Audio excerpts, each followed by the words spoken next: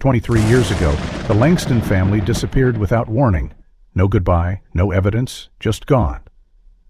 Only one was found, 6-year-old Noah, alone by the roadside, bruised and silent, memory erased. Now 29, Noah receives a cryptic package that reignites a trail long thought cold. As he follows the buried clues of his past, he'll uncover a truth more dangerous than he imagined. Will he finally bring the shadows to light, or be consumed by them? Noah Langston stirred from sleep as the first rays of dawn stretched across his cluttered apartment in downtown Portland. The smell of old coffee still lingered from the night before, mingling with the stale scent of unopened mail piled on the kitchen counter. He reached for his phone instinctively, thumb swiping through notifications with a dull sense of detachment. Same work emails, same group text, nothing new. But then he noticed it, a small, nondescript package resting by the door, something he hadn't seen when he got home at midnight. No return address, no stamps, just a name, Noah Langston, typed cleanly, centered. No smudges, no fingerprints. His brow furrowed as he picked it up. It was light, like a roll of film or a cassette, and when he shook it gently, he heard the faint rattle of something plastic inside. He sat down at the table, pulled the small tab open, and unwrapped the brown paper. Inside was exactly what he suspected, a 35-inch film roll, old and dusty, but intact. The only other item in the envelope was a yellow sticky note, just one word: truth. His heart stopped for a moment. It had been 24 years since the disappearances, 24 years since his family vanished during what was supposed to be a simple weekend trip to Elkhorn National Park. Back then, Noah was just 6 years old. He had vague, foggy memories of being in the car, of his sister Rosie singing to a cassette tape in the back seat, and his older sister Clara handing him a juice box. Then, nothing. He was found unconscious on the side of Highway 2017, barefoot, with minor bruises and no memory of how he got there. No van, no sign of his parents, Elliot and Serena. No sisters. Just him. The police called it a tragic anomaly. Search teams spent months combing the woods, rivers, and trails of Elkhorn, to no avail. The story hit the headlines for weeks, and then it faded, as most things do. Cold case, file closed. Noah was raised by his uncle and aunt in Eugene, always living under the shadow of questions no one could answer. Until now. He stared at the film. His father, Elliot, used to take dozens of photos on every family trip, a stickler for analog. He hated digital cameras, claimed they were soulless. This roll? It could be from that last trip, or it could be a hoax. Either way, Noah knew he couldn't ignore it. He grabbed his jacket, keys, and the roll and headed out into the cool spring air. The streets were quiet as he walked down to Jefferson Photo Lab, a relic in the modern era but one that still clung stubbornly to the art of analog. The shopkeeper, a wiry man in his 60s named Sam, raised an eyebrow when Noah handed him the roll. "Where'd you dig this up?" he asked, inspecting it carefully. "It's old," Noah said simply. "Might be something important. Can you rush it?" Sam nodded. "It'll take a few hours. Come back after lunch." The waiting was unbearable. Noah walked aimlessly through the city, ending up on a bench near the waterfront. His mind spun with possibilities. Had someone been holding onto this for 2 decades? Why now? Why him? By the time he returned, the light had dimmed slightly and clouds had begun to roll in. Sam looked serious when he handed over the envelope. "Some of the shots came out fine. You'll want to see them." Noah didn't wait. He tore open the envelope and began flipping through the photographs. The first few were familiar. His family's van, his mother smiling at a picnic table, Clara sticking out her tongue, Rosie asleep against the window. All innocent, joyful, frozen moments. But then his breath caught. A shot of a gas station, his mother standing near a vending machine, a paper folder in her hand. To her right, a man in a dark coat, tall, looking directly at her. His face was blurry, but his posture, his intensity, was unmistakable. Another photo followed, Serena handing the man what looked like a thick envelope. Her face was tense, afraid. Noah's mind raced. What had his mother been involved in? Why had she met with this stranger? This was no family vacation. That trip was a cover for something else, something none of them had ever talked about. And now, 24 years later, someone wanted Noah to know. His phone buzzed in his pocket. Unknown number. No message, just a missed call. He checked it again. Still no ID. He stood there for a long time, gripping the photos, the weight of it all, the years of silence, of pretending he was okay, of pushing aside what had happened, came crashing down. He wasn't ready, but he knew he had to be. Whoever had sent that film wanted him to dig. Maybe they needed him to finish what had been started, and for the first time in his life, Noah wanted to know the truth, no matter how dark it might be. Noah didn't sleep that night. He sat on his couch with the photographs spread out before him, his fingers tracing each detail with obsessive focus. His eyes kept returning to the man in the gas station photo, to his expressionless face, and the way his body seemed coiled, as if prepared for something. But more than that, he kept staring at his mother. Serena Langston, smiling in every childhood memory, full of laughter and warmth, now frozen in a moment of fear, passing an envelope to a man who clearly didn't belong on a family vacation. That moment shattered the last illusion Noah had about that trip. Something had been going on, something far larger than he'd ever imagined. And it wasn't over. That film roll had survived 24 years and ended up in his hands for a reason.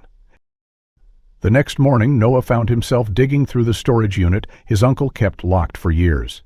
It was filled with boxes from the Langston house, salvaged after the investigation ended, yellowed newspaper clippings, old toys, family photo albums, and then a small fireproof lockbox labeled Personal SL. His mother's initials.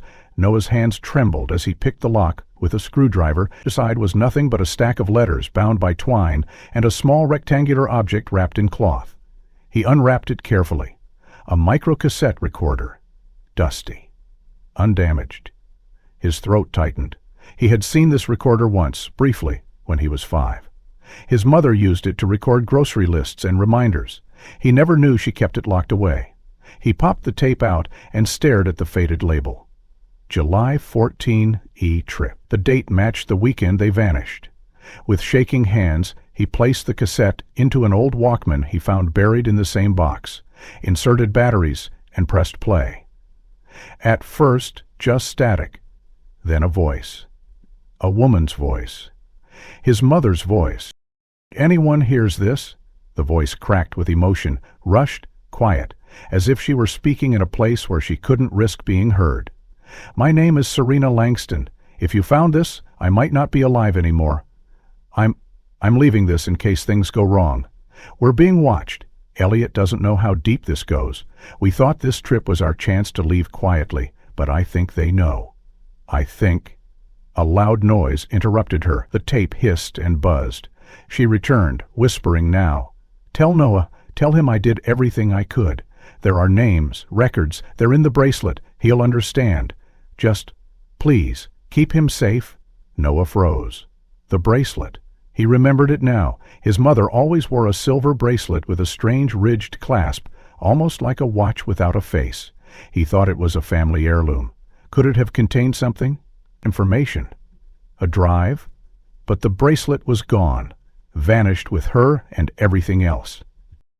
He rewound the tape and played it again, every syllable carved into his chest like a blade. Serena wasn't just a mother. She was terrified. She was running, and she had tried to leave a trail, however faint, for her son. Noah spent the next day reviewing the photos from the developing film, and one detail suddenly burned into his awareness. The man standing beside Serena in the gas station shot. On his wrist was a watch, but not just any watch. Noah zoomed in on the digital scan using editing software. The design was unmistakable. It matched a model once used by low-profile U.S. intelligence operatives during covert field assignments. He remembered it from a podcast about Cold War tech, a unique brushed metal casing with a beveled edge, used to avoid radar detection. His stomach sank. The man wasn't just a stranger. He was government, or worse, ex-government, possibly Black Ops. Noah ran a reverse image search on the model of the watch. It turned up one classified, declassified image from a congressional archive, a military briefing in 1993 showing special recon units. 3 men wore the same model. No names were given, faces blurred. He dug further, public record archives, Reddit forums for intelligence enthusiasts. A name kept surfacing in whispers. Alton Reeve, former intelligence liaison turned private contractor, suspected of covert surveillance on domestic targets, possibly involved in off-the-record rendition operations. Never charged, never confirmed, but always lingering in the shadows of conspiracy theories. The kind of man who appeared, watched, and made things disappear. Noah stared at the man in the photograph again. The stance, the build, the eye. Could it be Reeve? The moment hung in silence until his phone buzzed again. Unknown number, this time a voicemail. He hesitated, then played it. Static. Then a garbled voice. "Stop digging. Some things aren't meant to be found." His blood ran cold. He checked the locks on his windows that night, rewatched the news clips from 2001 about the disappearance. He noticed how careful the reporters had been not to speculate, how fast the police gave up, how no federal agency ever made a statement despite the scale of the search. They knew someone knew. Later, unable to sleep, Noah drove to the house where he had once lived before the trip, now long since sold. He parked across the street, staring at the dark windows. A wave of nostalgia and nausea hit him at once. He didn't even know what he was looking for. Maybe a ghost. Maybe the past. Then he remembered something. In the backyard, behind the shed, there used to be a small garden box. His mother's hands were always covered in soil on summer afternoons. He didn't know why, but he climbed the fence and made his way to where the garden had once been. The ground was overgrown, but the outline remained. Something glinted faintly near the edge, half buried. He dug with his hands. Dirt under his nails, cold, wet, and then metal, a small tin sealed with duct tape. He opened it slowly. Inside, a folded piece of paper, yellow with age, and a bracelet. He held it up, his breath caught in his throat. The clasp wasn't decorative. It slid open, revealing a tiny compartment. Inside was a micro SD card. Noah collapsed to his knees, clutching it as tears stung his eyes. His mother had been right. The truth was here, somewhere buried like this card. It hadn't ended in 2001. It was only beginning. Noah sat motionless in front of his laptop, the micro SD card freshly inserted into a USB reader. The files loaded slowly, each folder labeled with vague titles like Q12_AZ, L214B, and Voltaic Trade. There were over 200 documents, PDFs, spreadsheets, scanned letters, and audio memos, some dating back to the late 90s. As he opened the first file, a heat built in his chest. It was a scanned report, stamped confidential, with his father's name on the cover. Elliot Langston, Internal Risk Briefing. The title read, Preliminary Findings on Voltaic International and Environmental Misconduct. Noah's heart pounded. Voltaic International was a name he vaguely recognized, an international energy conglomerate with operations in South America, Asia, and Eastern Europe. The report outlined data manipulation regarding emissions tests, bribery of foreign regulators, illegal dumping in protected rainforests, and a potential link to organized smuggling of hazardous waste through pseudo-charitable channels. He read line by line as his father's voice echoed in typed annotations. If this gets out, Voltaic is finished.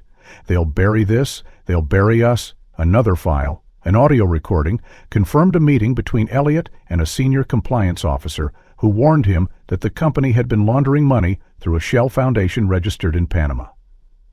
Noah's fingers trembled as he realized what this meant. His father hadn't just stumbled onto a few corporate errors. He had uncovered a massive, multinational environmental crime operation. The type of case that led to disappearances. The type of case that could have made his family a target. He clicked open another file labeled Last Active Signal.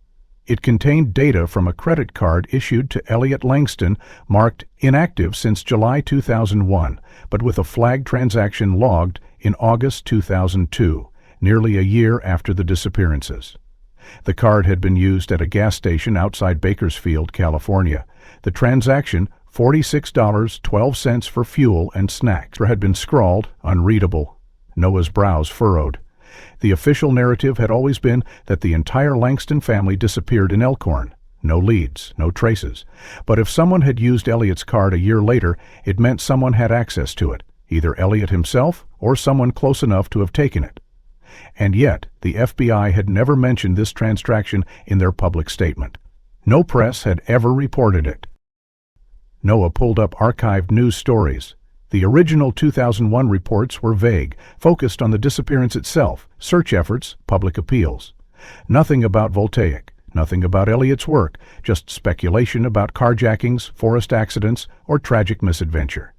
He turned to the FBI's public database of cold cases. The Langston file was there, listed under missing proved deceased, but under last confirmed activity, the date remained July 14, 2001. The 2002 transaction wasn't listed. Noah stared at the screen. Why would the FBI omit that detail? He requested access to public Florida flash bubble indicator listed to the Langston investigation. Weeks earlier, this would have seemed insane, but now, with Serena's voice still whispering in his ears and the bracelet's contents sitting in front of him, he felt he had no choice. He combed through dozens of released pages, rejected paragraphs, black bars covering names and dates. Then he found it. A memo dated October 2002. Case status, transaction flagged as false positive, no active pursuit recommended, recommend file as unresolved pending closure. The initials at the bottom read, OM. Noah searched those initials and cross-referenced them with active field agents at the time. One name surfaced, Owen Mason, a former special agent with the Portland field office, retired in 2006, known for deep cover casework and for speaking out against internal pressures in later interviews. Noah scribbled the name down, underlined it 3 times. He had someone to find, but first he needed to know how deep his father had gone. He returned to the files. There were correspondences between Elliot and someone listed only as A.B. The tone was terse, urgent. They know about Chaco. We're running out of time. If the audit team disappears, it'll fall on us. And then later, said she'd back you. But if she's compromised, that why she was meeting with the man at the gas station? Was she part of the operation or trying to blow the whistle too? In a hidden folder labeled Concordia, he found scanned pages of a ledger showing large sums funneled through small profits in Paraguay, Namibia, and Kazakhstan. One charity, Hope Horizon, received 3 deposits totaling over $6.2 million. It didn't exist in any charity registry. Noah typed the name into a global database. Nothing. But then in a footnote, he saw something chilling. Hash agents instructed to use Langston route only if extraction fails. Extraction, route, agents, his father had been a target, or worse, bait, and Serena was maybe both. He closed the files, his head spinning. It was too much to absorb, but the narrative had changed completely. His parents hadn't just disappeared. They'd been caught in a storm of corruption, cover-ups, and perhaps betrayal. Noah needed answers from the people who had buried the case. He needed to find Mason. Maybe the agent who closed the file could tell him why. Maybe Mason knew the truth. But time was short. As he stood up to grab his phone, another alert popped up. Incoming email, no sender, no subject, just a link. Noah hesitated for a moment, then clicked. A grainy surveillance photo loaded. It showed a man, tall, lean, wearing sunglasses and a nondescript baseball cap, entering a bus station in Arizona. The timestamp read August 2002, days after the Bakersfield transaction. Below the image, one sentence in his ears as he zoomed into the corner of the photo. A figure, small, child, was walking beside the man, partially obscured by his coat.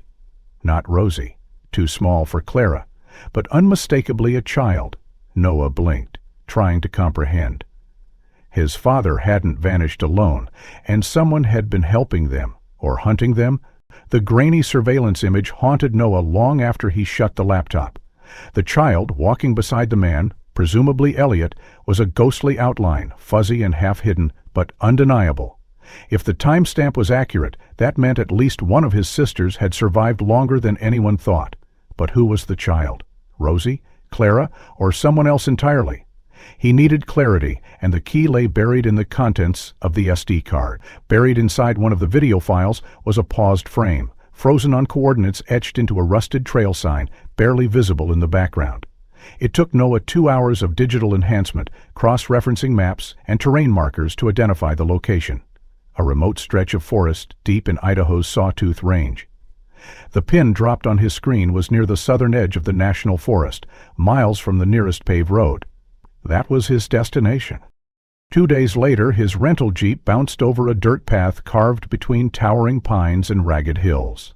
The further he went, the more the forest seemed to close in around him, each tree a silent sentinel. He had brought camping gear, a drone, solar chargers, and a D-38 revolver he hated but carried anyway. The tension that wrapped around his chest had grown heavier with every mile. At one point, his GPS lost signal, and he had to rely solely on the old topographical printouts he had stuffed in his pack. The air turned colder, the canopy above thickened. By the time he found the trailhead, dusk had painted the sky in deep bruises of blue and orange. He hiked the final half-mile on foot, flashlight in one hand, heart pounding in his throat. Then he saw it. The cabin was tucked into a shallow hollow, partially obscured by a thicket of overgrowth and brush. Its exterior was weathered gray, but solid, with a tin roof and a single chimney curling smoke into the sky. That last detail hit him like a hammer. Smoke. Someone had been here recently. He approached cautiously, boots crunching against dry leaves, eyes scanning every window. No movement. No sound except the wind threading through the tree. The door was ajar. Noah paused, gripped the handle, and slowly pushed it open. The interior was surprisingly clean. Minimal furniture, a cot, a wooden table, a propane heater, a trunk against the far wall. A few empty cans of food lined the counter, but it wasn't abandoned. Whoever had been here had left in a hurry. On the table, covered by a piece of oilskin cloth, was a stack of papers weighed down by a smooth river stone. Beneath the cloth, the first page bore his name, Noah. If you're reading this, I hope it means you're alive, that you made it out, that you remembered enough to find this place. His breath hitched. The handwriting was unmistakable. Clara. The letter was dated September 2011. It was addressed to any of us who might return, but clearly written with the hope that Noah would one day find it. She had been here, alive, thinking of him. The ink smudged slightly in places, like it had been written in haste or under stress. Noah read the letter aloud in a whisper, as if speaking her words might make her more real. They stayed here for 3 months after the escape. Mom called it the last checkpoint. She said Dad built it years ago in case he ever needed to disappear. I didn't believe her at first, not until I found the map hidden in his old copy of Walden. She said there were supplies here, notes, evidence. I didn't understand then, but I do now. They were both trying to protect us. Rosie and I got out, but Mom didn't. She stayed behind to delay them. I didn't see her again. Noah swallowed hard, his vision blurring. The letter went on to describe a harrowing journey, how Clara and Rosie had been transported by strangers pretending to be rescuers, only to realize they were being watched, studied, possibly even targeted for leverage. It had taken them weeks to break away. Claire had relied on skills their mother had drilled into them in secret, memorize faces, spot cameras, hide in plain sight. She sounded older in her writing, hardened. Yet the grief bled through every word. We split up in Montana. Rosie didn't want to, but it was safer that way. I gave her one of the trackers Dad left behind, the one with the cracked screen. If it still works, it should ping every 18 hours on the network labeled Wallace 3. He said the name was stupid, but no one would ever guess what meant. Noah tore through the rest of the cabin, searching for the tracker. He found it buried in the trunk beneath a false bottom, an old GPS unit with a dead battery, but the unmistakable dents described in the letter. He hooked it up to the portable solar charger and waited. An hour passed. Nothing as he stood outside in the dark. The device blinked once, then twice. A single pulsing green dot appeared on the screen. Coordinates. It was still active. Someone had been pinging that location within the last day. Noah exhaled shakily. This wasn't over. Claire had survived. Rosie had made it further than anyone guessed. His mother had sacrificed herself. But they had left a path, a breadcrumb trail scattered across time and terrain, and now it was his turn to follow it. He returned to the letter and found the final line, nearly faded with time. "Don't stop, Noah. We're not gone. We're just waiting to be found." Noah held the faded Polaroid in his hand, the edges curled and worn, the colors bleached by time. It was tucked inside an envelope Clara had labeled "Emergency Ideas," buried beneath the loose floorboard next to the cabin's cabin. The photograph showed a young girl, barely 8 or 9, standing beside a stone fountain with ivy growing up its side. Behind her, a sign in Italian, "Fondazione Santa Lucia, Milano." Noah stared at the photo, heart pounding. The girl was Rosie. Even in the grainy blur, he recognized the tilt of her chin, the slight gap in her front teeth. She wore a second-hand coat, too large for her frame, shapes in her hands, but her smile, soft, hesitant, looked almost real.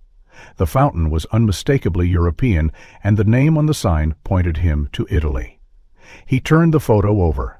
A scribbled date read, October 2011. Within days, Noah was on a flight across the Atlantic. The decision felt reckless, impulsive, but he knew if he stopped to second-guess it, he might never go. Milan greeted him with cold air and ancient cobblestones. The city bustled with its usual efficiency, but Noah walked through it like a man inside a dream. He carried nothing but a duffel bag, a portable hard drive with all the files from the SD card, and copies of the photograph he hoped someone would recognize. The Fondazione Santa Lucia turned out to be a private-run orphanage nestled in a quiet district outside the city center, not far from Parco Lambro. The exterior was modest, a two-stone building with climbing vines, aged wooden shutters, and a brass plaque at the entrance. Inside, the air was warm, tinged with lavender and old books. A woman in her 60s greeted him at the front desk. Her name was Signora Calvetti, and she had managed the orphanage since 2009. She spoke fluent English, which made the conversation easier, but her eyes grew cautious when Noah showed her the photo. "I remember this girl," she said slowly, taking the print from his hands. "She was brought to us in late 2011 by 2 social workers from an independent organization. No paperwork, no passport. They claimed she had been abandoned by relatives traveling through Europe. We named her Lucia. She never spoke about her past." Noah's chest tightened. "Where is she now?" "She's still here," Calvetti replied, hesitating, "but she's different." He followed her through a narrow hallway to a small sitting room lined with bookshelves. Inside, a young woman sat curled in a window seat, knees drawn to her chest, headphones in her ears. Her hair was dark, wavy, longer than in the photograph, but the shape of her face, her profile, confirmed it. Noah's breath caught in his throat. She was older now, almost 18, but it was her. "Rosie," Calvetti called gently. The girl looked up, eyes wide, cautious. She removed her headphones and blinked at Noah, her expression unreadable. Noah stepped forward slowly. "Rosie?" he said, his voice barely audible. She frowned, puzzled. "I'm sorry, do I know you?" Noah's heart sank. "It's me. I'm Noah. Am your brother." She blinked again, then shook her head slightly. "I don't have a brother." Calvetti intervened. She had memory issues since she arrived. Nightmares, sleepwalking, flashbacks. We believe she experienced some kind of trauma, but she doesn't remember anything before Italy. Noah's hands curled into fists. "Does she ever mention names? A woman named Serena? Clara?" At the mention of the names, Lucia's eyes flickered. Something shifted behind them, like a storm trying to break through fog. "Clara," she whispered, "and—" "Mama." Noah stepped closer, kneeling before her. "Yes, Rosie. Clara's your sister. Serena was our mom. You were taken a long time ago." She shook her head, confusion deepening. "No, that's not right. I was left. That's what they told me. That my family forgot me." "They lied," he said, voice tight. "They took you. We didn't stop looking." Her lip trembled. For a moment she looked like she might cry, but then she turned away and stared out the window. "She says the name sometimes in her sleep," Calvi added quietly. "Almost every night." Noah spent the next 3 days at the orphanage, slowly earning Rosie's trust. He told her stories from their childhood, of blanket forts in the living room, of Serena braiding her hair, of Serena singing lullabies on stormy nights. He showed her old family photos, videos, and even the tracker with the blinking signal that had led him here. Each detail seemed to tug at her subconscious, like threads loosening a knot. She began asking questions, small ones at first, then bigger. What was our dog's name? Did I like strawberries? Did I cry when I lost a tooth? Yes, Noah answered each time, and you hated brushing your hair. She laughed once, softly, unsure, but it was the first real smile he'd seen on her face. Still, the memories refused to surface completely. They came in fragments, dreams she couldn't fully grasp. One morning she woke up screaming, shouting for Clara. Later, she couldn't recall why. The doctor said she likely suffered from dissociative amnesia, a condition common in trauma survivors. Her brain had blocked the most painful memories to protect her. Noah felt helpless. He wanted to bring her home, but she wasn't ready. Not yet. On the fourth day, Calvity handed him another envelope. This arrived 2 months ago, no return address. We thought it was junk, but perhaps it was meant for her. Inside was a single piece of paper, a sketch. Pencil on faded notebook paper. It showed 3 figures, a tall man, a woman with long hair, and a little girl between them holding both their hands. Above the drawing, one word had been written in black letters, Familia. Noah stared at it, throat tightening. It was Rosie's handwriting, and it had been sent by someone who knew exactly where she was. Noah sat alone in a small cafe tucked behind the narrow alleys of Milan's prayer district, the sketch of Familia laid gently on the table beside his coffee. The drawing, sent anonymously to the orphanage, meant someone was watching Rosie, or at the very least knew where she was.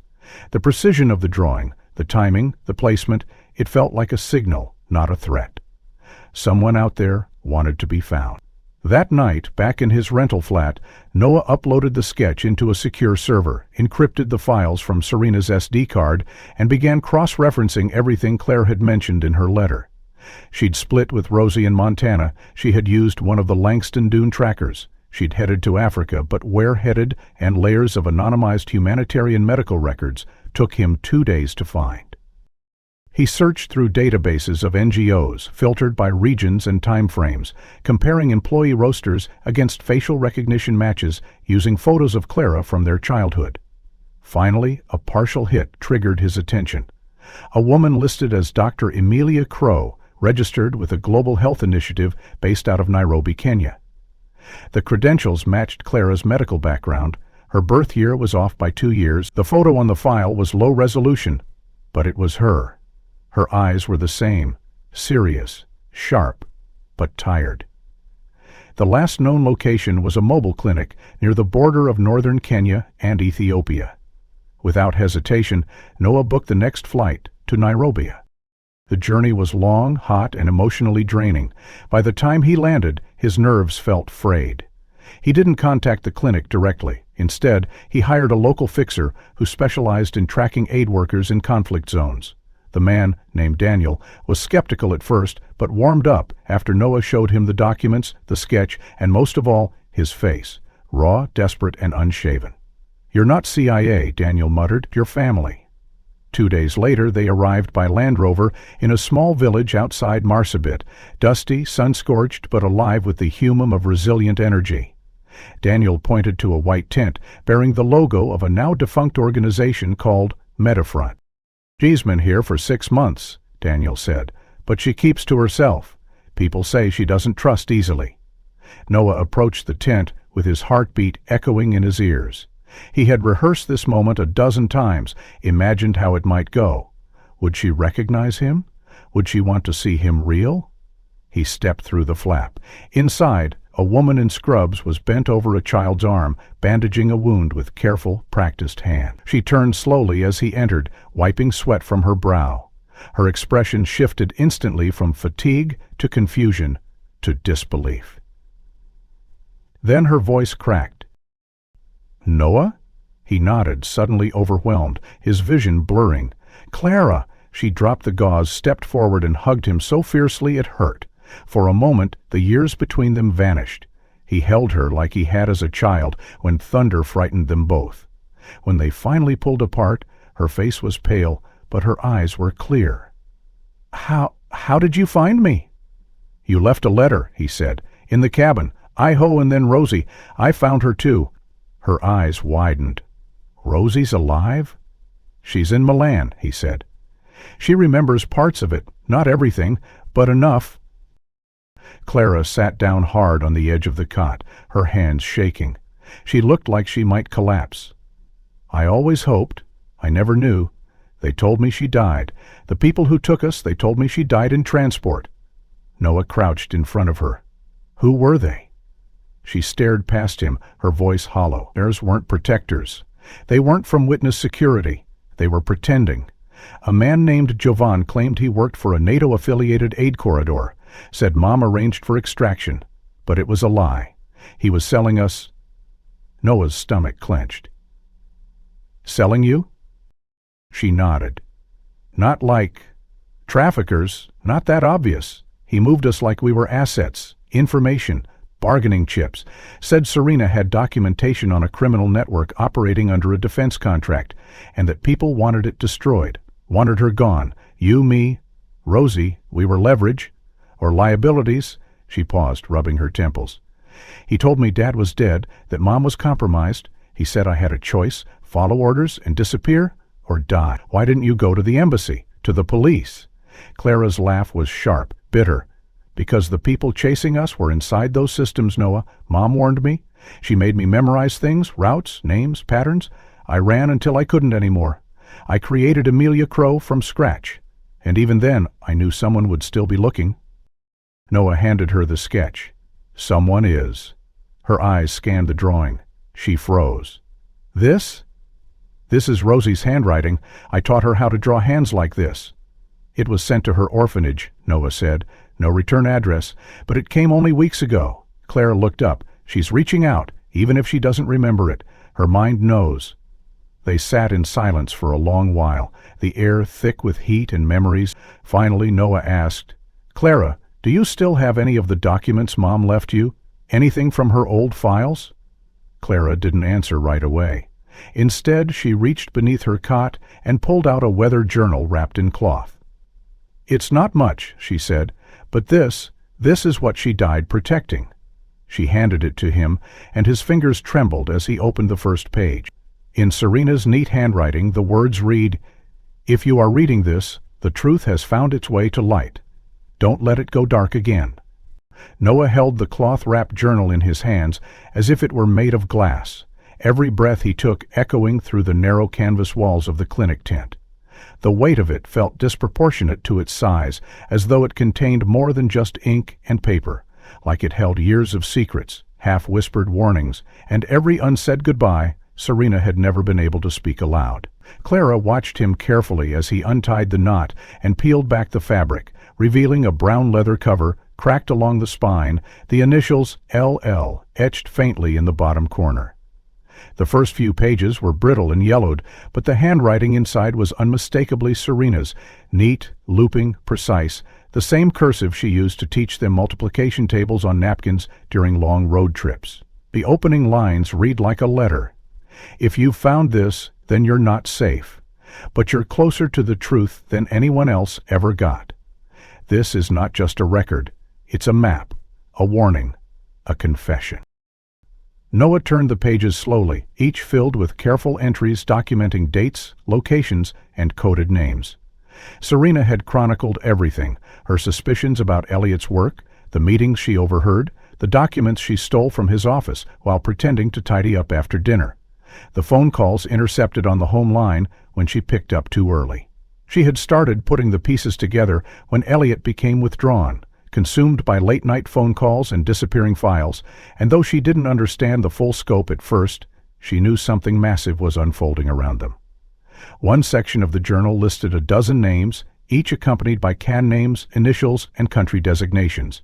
NGO directors, military contractors, high-ranking bureaucrats, and 3 former senators. Next to each name, Serena had drawn symbols: a circle for suspected involvement, a triangle for confirmed, and a cross for those removed.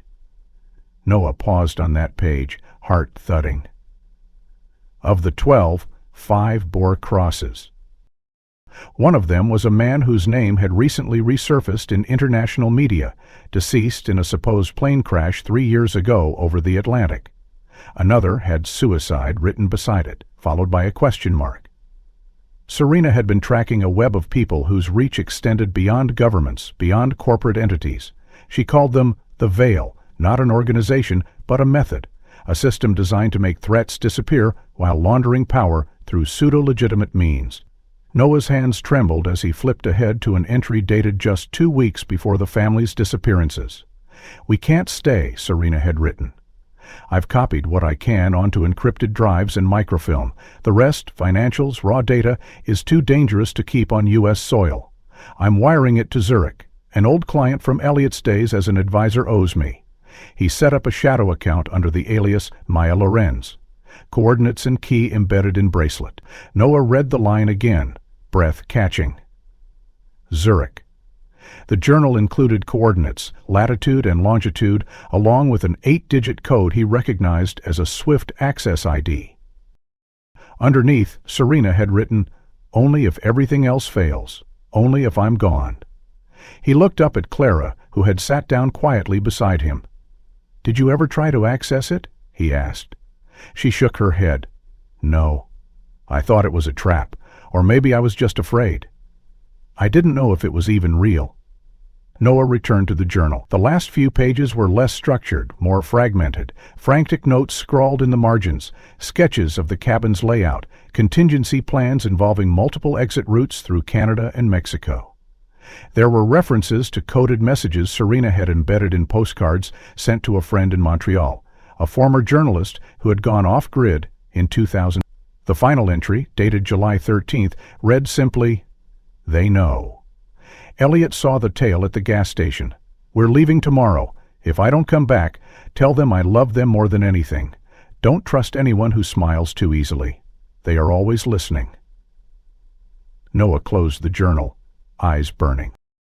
He had chased shadows for years, and now, sitting in the heart of rural Kenya, with Clara beside him and their mother's final words in his lap, he felt the ground shift beneath him. The truth wasn't just painful, it was radioactive. Serena had uncovered a multinational laundering operation masked as defense contracting, aided by political puppets and insulated by shell charities. The account in Zurich likely contained hard proof, transaction logs, client rosters, internal information, enough to bring down careers, perhaps governments. Claire touched his arm gently. "If you go after this, they'll come after you." "They already are," he said, voice hoarse. "But now I have something they didn't expect." Her voice, her words. "And you?" Claire nodded solemnly. "Then we do this together." That night, Noah scanned the journal into multiple encrypted backups, hiding copies in secure cloud lockers and on physical USBs he mailed to trusted allies. By morning, he had booked a flight to Switzerland, with Clara using an alternate route under her alias. As they boarded separate cars bound for Nairobi Airport, he checked the coordinates again, entered them into a secure satellite map, and zoomed in. The pin dropped in the heart of Zurich's old banking district, specifically a private institution once blacklisted by the UN for money laundering before quietly rebranding under new ownership. The bank's name was familiar. It was on one of the shell corporations Serena had listed next to Voltaic Holdings LLTS. Noah stared at the screen, the building's name etched across the top of the map view. Luthi and Graf Partners? The same bank that had been involved in the movement of military funds out of Sierra Leone during the late 90s. Off the record, Noah exhaled slowly. The past wasn't done with them. It had simply changed its name. The sky over Zurich was slate gray when Noah stepped out of the cab, the chill of the morning air sinking through his coat as he stared up at the glass and granite facade of Luthi and Graf Partners. The building looked like any other modern bank, anonymous, clean, sterile, but he knew what secrets its walls had buried. Clutching a leather folder containing Serena's Swift code and the digital backups of her journal, he stepped through the rotating doors and into the lobby. Security was tight, but polite. The receptionist, a woman with a clipped Swift's accent, took one look at the credentials he presented, an encrypted USB drive, the code, and a copy of the account authorization written in Serena's handwriting, and led him into a private room without a word. Inside, a vault technician verified the credentials, confirmed the dormant account's existence, and typed in the sequence Noah provided. The system hesitated, then clicked open. A simple directory appeared on the screen, 10 folders labeled by month and year, stretching from April 1999 to July 2001. Noah opened the first. What he found was staggering. Each folder contained scans of bank transfers, email exchanges between defense contractors, internal memos from energy conglomerates, and, most damning of all, direct communication logs between known political figures and aliases tied to the now-defunct Voltaic International. Names he recognized from Serena's journal appeared alongside invoices, offshore wire records, and receipts for consulting services that were clearly masks for illicit payments. There were communications implicating executives at weapons manufacturers, shell company directors, and intelligence handlers across 4 continents. Noah realized he was staring at the financial blueprint for a multi-billion-dollar shadow operation, one that not only exploited resource nations, but also funded illegal arms shipments and destabilizing foreign campaigns under the guise of humanitarian intervention. This wasn't just corporate corruption, it was sanctioned sabotage at the highest levels. He didn't hesitate. He uploaded the files to 3 encrypted servers each, tied to different international watchdog agencies: Interpol, the International Consortium of Investigative Journalists, and a classified database provided to him by a contact Clara had maintained through a trusted former intelligence analyst she once treated in Uganda. He sent the full journal, Serena's voice recordings, and all evidence to every major press outlet known for publishing whistleblower content. He signed each submission with a simple signature: Langston Bloodline. Within 48 hours, the world reacted like a struck beehive. The files began appearing in leaks across multiple networks: The Guardian, Der Spiegel, Al Jazeera, and even major U.S. outlets cautiously reporting under legal protection. The documents were verified by independent analysts and former financial auditors. The social media exploded with hashtags like Langston Files, Operation Veil, and Truth in Execute. Several nations issued immediate warrants for the arrests of executives tied to the Voltaic network. In Belgium, a sitting defense minister resigned within hours of being named in a memo approving covert energy alignment strategies. In Brazil, an exiled CEO was detained after trying to board a private jet in Rio. And in the United States, the Department of Justice issued a rare joint press statement confirming the existence of an unauthorized intelligence finance channel dubbed Operation Langston, active from 1998 to 2001. The statement, made by the acting Attorney General, was brief but historic. We now acknowledge that the disappearance of the Langston family in 2001 was not a random event, but the result of systemic intelligence failures and a covert operation that escaped oversight. The government deeply regrets its role in the obstruction of justice and offers its sincere apology to the surviving members of the Langston family. Noah watched the press conference from Clara's flat in Geneva, where they had temporarily relocated after escaping Switzerland under aliases provided by a friendly Interpol contact. Claire sat beside him, Rosie curled on the couch under a blanket, still piecing her memories together. The moment the apology played on screen, Claire exhaled in disbelief.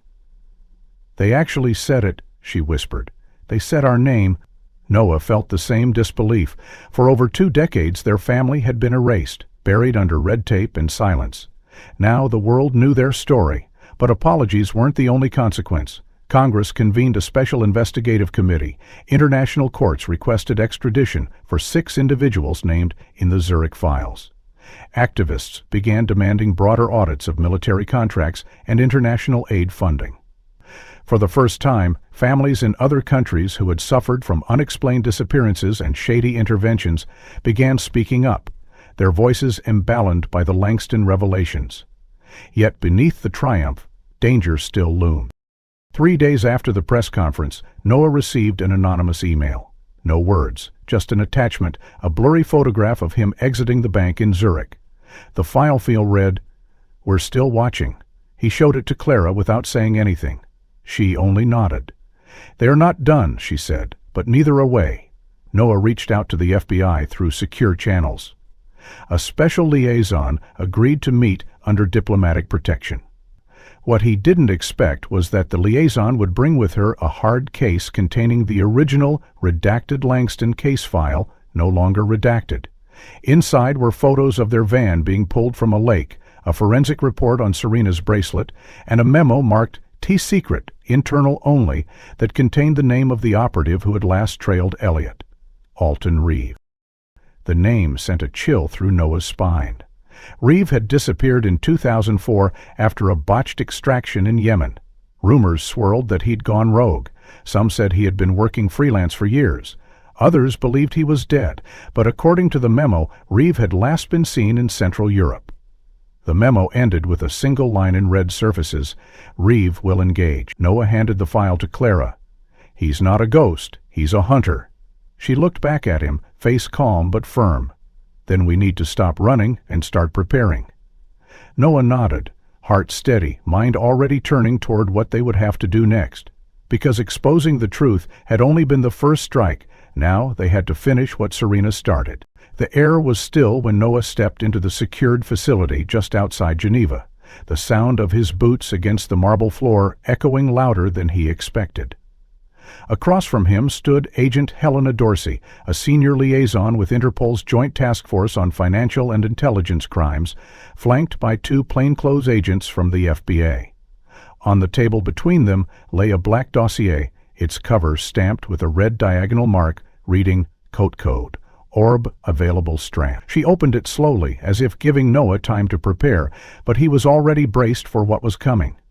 Inside were photographs, surveillance notes, and transcripts, recovered logs from a burned outpost once used as a covert safehouse in Montenegro, the same region where Serena had supposedly vanished. Helena's voice was even, controlled. We now have confirmation that Serena Langston remained active in the field up to 10 months after the initial disappearance. She made contact with a known intermediary in Dubrovnik, then disappeared from tracking until resurfacing briefly near the border of Albania. Her last confirmed signal came from a classified transmitter embedded in the lining of her coat, activated exactly 34 hours after Clara and Rosie's escape from the transport compound. Noah's chest tightened. He had always believed, hoped, that maybe she had made it out. But the silence, the absence, the unrelenting stillness that followed all now made sense. Serena hadn't been taken. She had stayed behind. Helena continued, sliding over a page marked Echo Conflict. The sequence of events strongly suggests Serena intentionally drew attention away from the extraction route used to move the girls. She faked a detour north, initiated multiple false transmissions under ghost protocols, and engaged with at least one operative identified as Alton Reeve. Likely to buy time. She paused, allowing the weight of the words to settle. Shaved them. And she did so knowingly. Her trail ends in a ravine near Valbona Pass. We found fragments of her coat, a boot, and traces of her blood. There was no body. Noah stared at the page, fingers tightening against the edges. No body. That phrase carried both devastation and dangerous hope, but he didn't cling to fantasy. Not now. Serena had known what she was doing. She had made a choice, one that kept Clara and Rosie alive. It wasn't just bravery.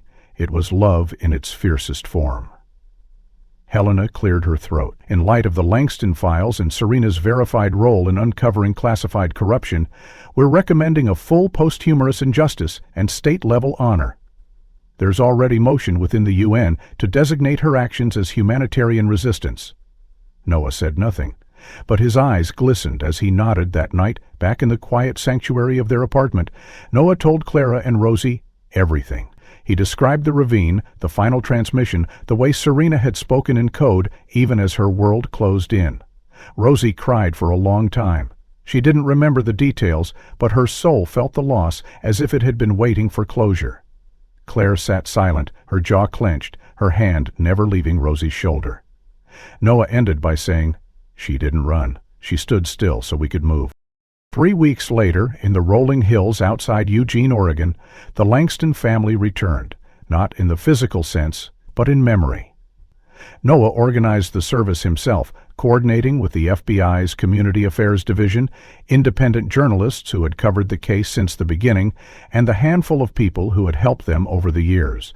the photo lab owner from Portland, the Swiss banker's daughter who passed along the Zurich credentials, even Daniel, the Kenyan fixer who helped find Clara. The ceremony took place in a sun-drenched clearing near the edge of Henriks Park, where Serena used to take the kids for picnics before everything shattered. Chairs were set up beneath the trees, rows of white and pale blue, and a single table at the front held a photograph of Serena in her favorite green sweater, smiling wide, eyes bright. A flag folded into a triangle was presented by Helena, who stood beside Noah as he read aloud from Serena's journal, not the incriminating parts, but the parts where she spoke about hope, about how one voice in the dark could still call out to another. Rosie read a poem she wrote days earlier, titled, "Branches Remember." Clara stood last and held up the bracelet, still intact after all those years, and said quietly, "She wore this every day, but what she carried in it was never as heavy as what she carried for us." The audience stood in silence, not stiff or formal, but reverent, a community honoring a woman who had become more than a name in a case file. After the service, reporters approached, respectfully distant, asking for final comments. Noah looked into one of their cameras and spoke calmly. "My mother wasn't a spy or a criminal or a footnote. She was a mother who refused to surrender her children. The system failed her. But she never failed us. This story doesn't belong to conspiracies or government archives. It belongs to her. And now, finally, to us." The footage aired across international networks, drawing waves of support from around the globe. Tributes poured in. Letters, flowers, messages from strangers who had lost family to silence. The government, facing unprecedented pressure, finally declassified the complete Operation Langston file. It included documents confirming Serena's alerts about Voltaic, her attempts to report through internal channels, and the repeated denials she received. In a rare act of institutional accountability, the Department of Homeland Security released a formal apology and established a task force named after her, the Serena Initiative, focused on protecting whistleblowers in dangerous sectors. But for Noah, the public spectacle mattered less than what happened after. Late one evening, weeks after the service, a knock came at the door. A man stood outside, tall, in his 60s, with tired eyes and a limp. He introduced himself only as Caleb, said he had known Serena long ago, back when she was just a translator working for a diplomatic post in Geneva. He handed Noah a sealed envelope. "She left this with me," he said. "Told me to wait until I saw your name on the news. Said you'd know when to open it." Inside the envelope was a small key and a single phrase written in Serena's handwriting. "For the final piece, trust your blood." Noah looked up at Caleb, but the man was already walking away, disappearing down the corridor without another word. Noah turned the key over in his palm and felt for the first time something shifting inside the silence. Not just grief, but momentum. The key was small, brass, and old-fashioned, like it belonged to a jewelry box or a forgotten safe in a hotel long since abandoned. Noah stared at it for a long time before opening the envelope again, checking for anything he might have missed. Tucked into the fold was a name, Villa Montemare, Lucca, Tuscany. A location, a hint, and one final breadcrumb left by Serena, left for him, for them. It took another week to arrange the journey. Clara agreed without hesitation, while Rosie, newly enrolled in trauma recovery counseling, insisted on coming too. "If she left us something," she said, "I want to be the one to open it." The drive through the Tuscan countryside was a balm in itself. Winding roads lined with olive trees, golden light spilling across fields, and distant hills painted in soft purples and green. Villa Montemare sat at the edge of a modest vineyard, weathered but beautiful, its walls covered in wisteria and vines. An old woman named Marta greeted them at the gate. She had no last name listed, no documentation, but her eyes glistened when she saw Noah's face.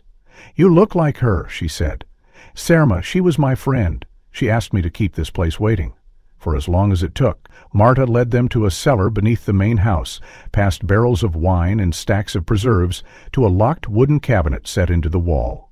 Inside was a simple box. When Rosie opened it, 3 things lay inside: a faded photo of all 5 Langstons on a picnic blanket, Serena's wedding ring, and a sealed letter addressed to all 3 of her children. They read it together, "I loves," If this letter reaches you, then you've survived something none of you should have had to endure. And yet, I know you. I know your strength. I know your hearts. There will be people who tell you that trauma defines you, but it doesn't. You define you. The world is not kind, but it can be kinder because you are still in it. You are the light I tried to protect, and now you are the fire that will carry truth where lies once ruled. Whatever you choose to do next, let it be rooted in love, not vengeance. That is how we win. That is how we heal. Be there for each other, and live. Live as if I'm watching every morning, because I am. With all my love, always, Mom. No one spoke for a long time after they finished.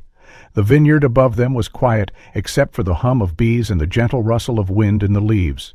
The three siblings stood in a small circle, the photo pressed between their palms like a sacred artifact, Serena's words anchoring them in something that felt like peace. It was Clara who spoke first. "We need to do something with this," she said. "This land, her memory, everything she left behind." Rosie nodded. "There are kids out there like we were, scared, hiding, forgotten." Noah's voice was soft but resolute. "Then let's find it." 6 months later, the Serena's Light Foundation was launched from the very same villa. It began as a small operation, just the three of them and a few volunteers, but quickly grew, attracting experts in international law, trauma therapy, and investigative journalism. Their mission was clear: to locate, support, and recover children and young adults lost to systemic crimes, be it human trafficking, political silencing, or underground exploitation. They partnered with whistleblower protection groups, reconnected victims with families, and exposed several lingering networks that had survived even after the Langston files were released. Clara ran the medical outreach programs, traveling frequently but always returning to Montemera. Rosie, slowly reclaiming her memories, focused on art therapy and digital advocacy, using her story to help other survivors process what they couldn't say out loud. Noah oversaw operations and global partnerships, becoming a quiet but firm voice in rooms where policy met compassion. The villa was transformed. What had once been a hidden checkpoint became a refuge, a center for healing and remembrance. Children ran through the vineyard paths, their laughter echoing in the same hills that had once kept the Langstons in shadow. Now they brought light. Each morning the three siblings would rise early, gather on the terrace with coffee and soft bread, and sit in silence as the sun breached the horizon. It wasn't just ritual. It was promise. A promise that they had made it through, that the worst was behind them, that fear no longer dictated their future.